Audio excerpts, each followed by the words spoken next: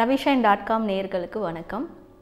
இப்போ இன்னைக்கு வந்து பெரியவங்களை கவனிக்கிறது, அவங்கள நம்ம பார்க்குறது அதெல்லாம் ஒரு பக்கம் நடந்துட்டு தான் இருக்கு.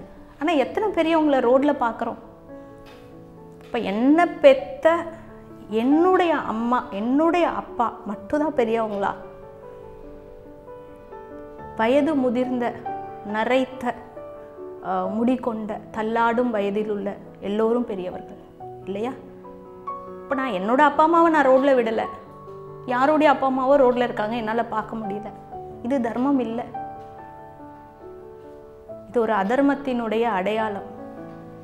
இப்போ நிறைய இடங்கள்ல வந்திருக்கு, இந்த முதியோர்களை வந்து நீங்கள் இந்த மாதிரி ரோட்லலாம் பார்த்தீங்கன்னா கொண்டு வந்து எங்ககிட்ட விடுங்க, நாங்கள் பார்த்துக்குறோம் அப்படின்னு. இப்போது ஏன் அந்த காலத்தில் பெரியவங்க வந்து குடும்பம் நடத்துவாங்க, ஒரு வீட்டில் அண்ணா தம்பி எல்லாருமே வேலைக்கு போய் சம்பாரிச்சு கொண்டு வந்து அம்மா கிட்ட கொடுப்பாங்க, அந்த அம்மா குடும்பத்தை நடத்துவாங்க, மாமியார் குடும்பத்தை நடத்திட்டு இருந்தாங்க. ஏன் இந்த மாதிரி ஒரு வழக்கம் இருந்தது அப்படின்னா, ஒவ்வொரு வயதுக்கு தகுந்த அனுபவம் தான் நமக்கு இருக்கும். இப்போ ஒரு 5 வயசு குழந்தைக்கு ஒரு பொம்மை தான் விளையாட தேவைப்படும். அதே ஒரு 30 வயசு 28 வயசுள்ள ஒரு பெண்மணிக்கு, ஒரு ஆணுக்கு சுயநலமாக தான் நல்லா இருக்கணும் அப்படின்ற உணர்வு கொஞ்சம் அதிகமாக இருக்கும். இது வந்து அறிவியல் பூர்வமாகவும் இது நிரூபிக்கப்பட்டிருக்கு. நான் நல்லா இருக்கணும், என் குழந்தை நல்லா இருக்கணும், என் குழந்தையோட எதிர்காலம், என் குடும்பம் அப்படின்ற அந்த மனநிலையில் அவங்க இருப்பாங்க அந்த வயசில். இப்போ ஒரு 40 ஒரு 35 வயசில் பாருங்கள், இன்றைக்கி நிறைய பேர் அரசியல் பேசுகிறாங்க, ஃபேஸ்புக்கில் நம்ம பார்க்குறோம். ஒரு 35 வயசுக்கு வரும்போது நாடு எப்படி இருக்குன்ற கவனத்துக்கு நம்ம போவோம். இப்போது 27 28 34 வயசு வரைக்கும் என் குடும்பம், என் குழந்தை, இந்த மாதிரி மனநிலை தான் இருக்கும் மனிதர்களுக்கு. 34 வயசை தாண்டும் போது நாட்டு நிலைமை எப்படி இருக்குது, நம்மளை யார் ஆண்டுகிட்டு இருக்கா, இந்த சமுதாயம் எப்படி இருக்குது அப்படின்ற அளவுக்கு நம்மளுடைய மைண்டு கொஞ்சம் ப்ராடாக திங்க் பண்ண ஆரம்பிக்கும். இதே ஒரு 45 50 அந்த வயசு வரும்போது நாடு இப்படி தான் இருக்கும், எல்லாரும் அப்படி தான் இருப்பாங்க, நம்ம பசங்க நல்லா இருக்கணும், நம்ம பேர பிள்ளைங்க நல்லா இருக்கணும் அப்படின்ற ஒரு மெச்சூரிட்டி 45 வயசு தாண்டும் போது ஒரு 50 வயசு வரும்போது வரும்.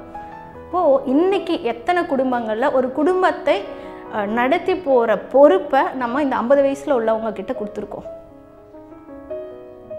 28 வயசு நான் மனைவி, நான் மருமக, நான் எல்லாத்தையும் பார்த்துக்கிறேன், அவங்க அம்மாவை கொஞ்சம் சும்மா அமைதியாக உட்காந்துருக்க சொல்லுங்கள், ஒரு பக்கத்தில் போகிறோம். நிச்சயமாக அறிவியல் பூர்வமாக 28 30 வயசு அனுபவம் பத்தாது.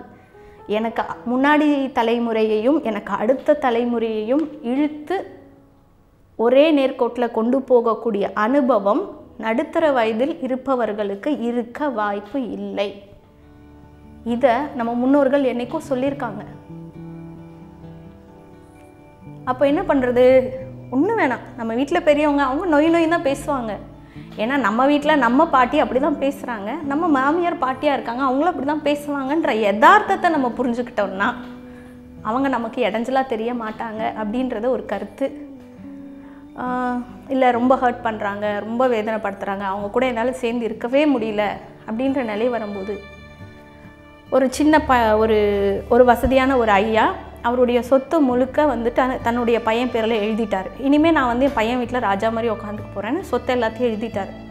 பையனும் மருமகளும் நல்லா கவனிச்சுக்கிட்டாங்க, கொஞ்சம் நல்லா சாப்பாடு கொடுத்தாங்க, சுட சுட சாப்பாடு கொடுத்தாங்க, அப்புறம் எல்லோரும் சாப்பிட்டதுக்கப்புறம் உள்ள சாப்பாடு கொடுத்தாங்க, அதுக்கப்புறம் நேற்று தண்ணி ஊற்றி வச்ச சாப்பாடு கொடுத்தாங்க. இப்படி குறைஞ்சிட்டே வந்தது, ஒவ்வொரு நாளும் மரியாதை குறைஞ்சிட்டே வந்தது. அவருக்குன்னு ஒரு அலுமினிய தட்டு ஒன்று வச்சுருந்தாங்க அந்த வீட்டில். கொஞ்ச நாள் ஆகும்போது அந்த முதியவர் வயசாகிடுச்சு, இறந்துட்டார். அவரை கொண்டு போய் செய்ய வேண்டிய அடக்கம்லாம் பண்ணிட்டாங்க. எல்லாம் பண்ணோன்னே அவருடைய கட்டில், அவருடைய பழைய துணி எல்லாத்தையும் எல்லாருக்கும் எடுத்துகிட்டு போக சொல்லி கொடுத்துட்டாங்க. அந்த வீட்டில் இருந்த பேரப்புள்ள அந்த தட்டை மட்டும் எடுத்து பத்திரமா வச்சுக்கிட்டான். இந்த அப்பாவுக்கு வந்து ரொம்ப அழுக தாங்கலை, போய் கேட்குறாரு, ஏண்டா நீ தாத்தாவை அவ்வளோ மிஸ் பண்ணுறியா? இல்லைப்பா, உனக்கு வயசானவுடனே தட்டு வேணும்ல, அதான் உன் அப்பாவுக்கு நீ கொடுத்தில்ல, என் அப்பாவுக்கு நான் எடுத்து வச்சுருக்கேன் அப்படின்றான். இப்போது நம்ம குழந்தைங்க நம்மளை பார்த்து வளர்ந்துக்கிட்டு இருக்காங்க, கற்றுக்கிட்டு இருக்காங்க. ஸோ அவங்களுக்கு நம்ம ஒரு பாடம், நம்ம வீட்டில் பெரியவங்களை நம்ம எப்படி நடத்துகிறோன்றது. ஏன்னா இவங்களுக்கு நம்ம என்ன கொடுக்குறோமோ நம்மளுடைய குழந்தைங்க அதை தான் நமக்கு கொடுக்க போகிறாங்க அப்படின்ற ஒரு விழிப்புணர்வு நமக்கு வேணும். ஸோ இந்த வீடியோ பார்த்துட்ருக்கிறவங்களுக்கு ரொம்ப நன்றி. இந்த விஷயங்கள் உங்களுக்கு பிடிச்சிருந்தது அப்படின்னா மற்றவங்களுக்கும் ஷேர் பண்ணுங்கள், எங்கள் சேனலை லைக் பண்ணுங்கள், சப்ஸ்கிரைப் பண்ணுங்கள். நன்றி. இந்த வீடியோ உங்களுக்கு பிடித்திருந்தால் லைக் செய்யவும். மிகவும் பிடித்திருந்தால் உங்கள் உறவினர்கள், நண்பர்களுக்கு ஃபேஸ்புக், ட்விட்டர், வாட்ஸ்அப் இவற்றின் மூலம் ஷேர் செய்யவும். நீங்கள் எப்பொழுதும் எங்களுடன் இணைந்திருக்க ravishines.com-ஐ சப்ஸ்கிரைப் செய்யவும். மீண்டும் சந்திப்போம். நன்றி.